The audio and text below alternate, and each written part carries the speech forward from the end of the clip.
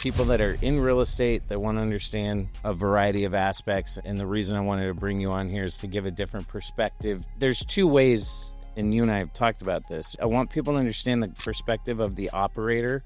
They hear us talk about Fortune 500 companies. We deal with big corporations, but there's also knowing the good operators in groups that have concepts with legs. So like, how do you guys, like, is it Mike that's really kind of coming up with concepts? Is it you? Well, the concept thing is basically a 50-50, I think, for him and I. Someone has an idea, and then you guys kind of bounce. Yeah, so like we'll come up with something like, well, we want to do this DTC. We knew we want to do a sports bar.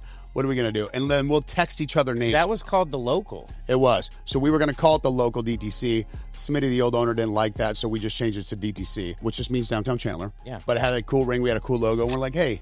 And, you know, people are like, well, what if you your sports bar? Yeah, and if you haven't been there, it's amazing. It's going really well. The food, of course, we're food first, so we've been in the business, and it's one of those things we're very, very particular about the food we're putting out. It's not rocket science. And if the food's good, people will come back. Yeah, we hire great staff, and we're diligent about making sure that the guest experience is where we want it to be. I mean, when you talk about hospitality, if you haven't read Unreasonable Hospitality by Will Guidara, and you're in this business, you have to read it. It just articulates everything you need to know about this business and real hospitality. Because again, work ethic and caring about people, we can bring that into any century and into any year, right? So, we really try to up our game when it comes to guests' experience, the food they're getting, their ticket times, their upsells, their greeting, their everything. And there's just so much content out there.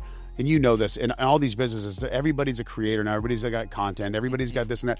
And some is great, but it's putting it into action, right? Like, hospitality first, when we talk about it, like, you want people to come in and there's a million sports bars out there, right? But I know that our product is great. I go out to eat all the time. I try to be unbiased.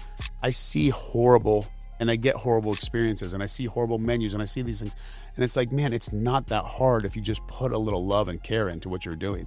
And we do that. We try to do that, and we're very meticulous about it. And that's why some of these things are, they're doing well, because I think people see that and they're coming back. DTC has been great for us in Chandler. Is our first one. And from there, it springboarded a ton of opportunity.